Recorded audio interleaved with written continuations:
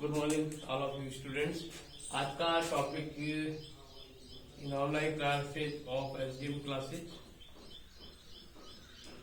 Today topic will be synthesis. Synthesis means संयोजन, अर्थात synthesis मतलब संयोजन करना, जोड़ना। इन अदर वर्ड्स, दो या दो से अधिक वाक्यों को जोड़कर एक नए वाक्य की रचना करना, नया सेंटेंस क्रिएट करना, it is called synthesis and in Hindi संयोजन अर्थात जोड़ना। अब देखिए, वाक्य जोड़े तो जाते हैं, लेकिन according to structure of sentence, वाक्य की रचना के आधार पर there are 3 types of sentences. Number 1 simple, complex and compound. We know about it. उसी के अनुसार पहला, इसके लिए 3 पद्धतियां प्रयोग में ली जाती। Synthesis is done by using 3 kinds of method. 3 method. Number 1 to combine simple sentences into one simple sentence. It means दो या दो से अधिक साधारण वाक्यों को जोड़कर एक नया साधारण वाक्य बनाना। Number 2 to combine simple sentences into one complex sentence. It means दो या दो से अधिक साधारण वाक्यों को जोड़कर एक नया मिश्रित वाक्य। कॉम्प्लेक्स सेंटेंस मतलब मिश्रित वाक्य, इसमें दोनों सेंटेंस प्रिंसिपल क्लॉज और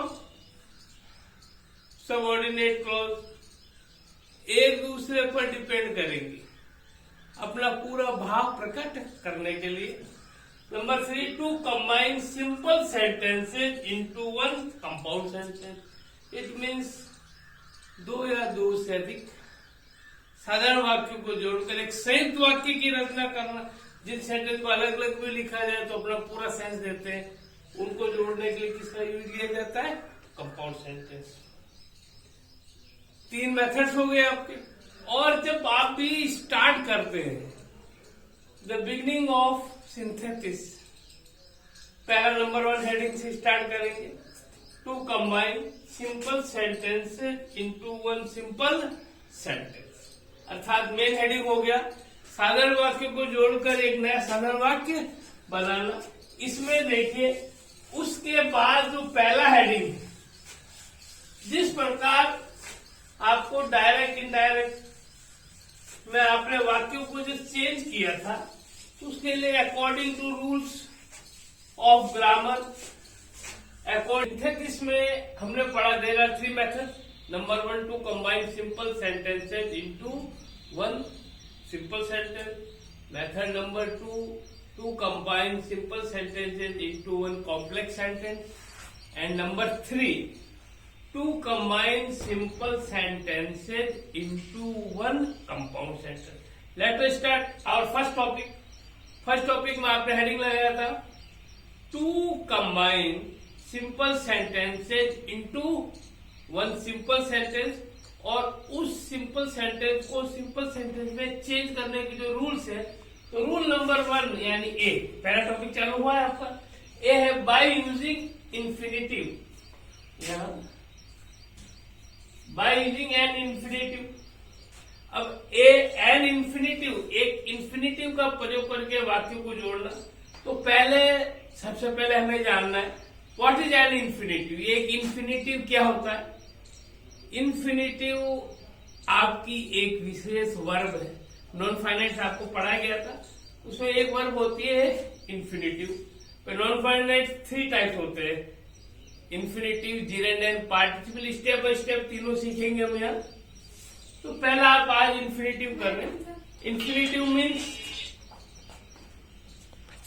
वर्ब की फर्स्ट फॉर्म से पहले टू का प्रयोग, और वर्ब की फर्स्ट फॉर्म से पहले जब टू का प्रयोग किया जाता है इन हिंदी, रिलेटेड वर्ब के साथ ना, ने, नी का यूज इन हिंदी हो जाता है। जैसे मैं तुमसे कुछ कहना चाहती हूँ, I want to say you something. वह जाना चाहता है, he wants to go. मैं पढ़ाना चाहता हूँ, I want to teach, etc. Same thing. तो जब हम इस प्रकार इंफिनिटिव का प्रयोग करके वाक्यों को जोड़ेंगे तो हमको क्या मेथड यूज में लेनी है। फॉर एग्जाम्पल देखिए, आई कम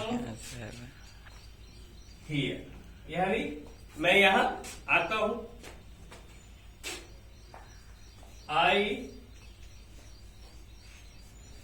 टीच यू, मैं तुमको पढ़ाता हूं।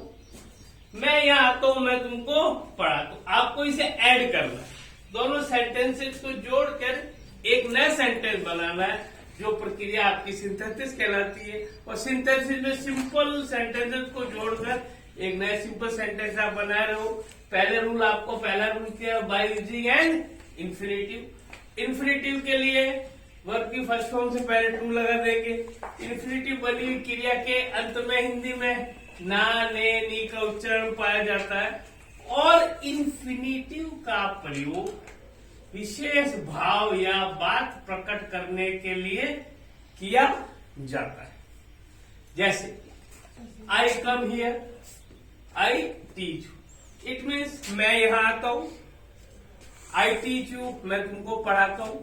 और जब इसको हिंदी में जोड़ेंगे तो क्या बनेगा, मैं तुमको पढ़ाने के लिए यहां आता हूं।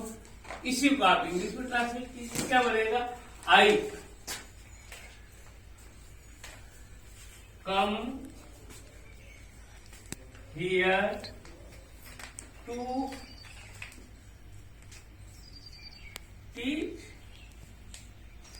मैं तुमको पढ़ाने के लिए यहां। आपने किया क्या, आपने जब इंफिनिटिव को जोड़ा, पहले वाक्य को हिंदी में जोड़ा, और कोई भी ग्रामर का टॉपिक कर रहे हो, आप कन्वर्जन करते हो, ट्रांसफॉर्मेशन करते हो, इंटरचेंज करते हो, ट्रांसलेशन करते हो, उसको एक बार मन में बना लेना चाहिए। और जो ग्रामर के 4 मेन बेसिक टॉपिक्स है, direct, indirect, synthesis, transformation and syntax, तो आंसर को पहले समझो, वाक्य को पूरा पहले एब्जॉर्व कीजिए, तो यहां आपका आ जाएगा आई कम हियर टू। चेंजेस क्या है, आपने फुल स्टॉप को रिमूव कर दिया, आई इक्वल टू आई, आपने आई को रिमूव कर दिया।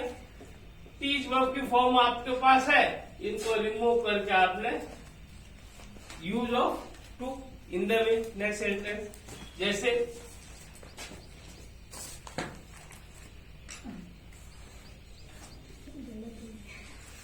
he will go to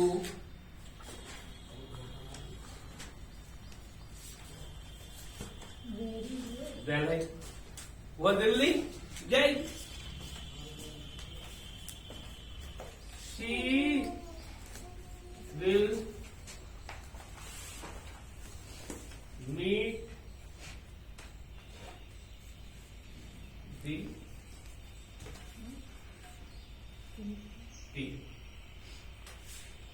She will go to Delhi, वो दिल्ली जाएगी। She will meet the PM, वह PM या प्राइम मिनिस्टर से मिलेगी। अब हिंदी को जोड़ोगे तो क्या होगा, वह प्रधानमंत्री से मिलने दिल्ली जाएगी। तो आंसर क्या बन जाएगा।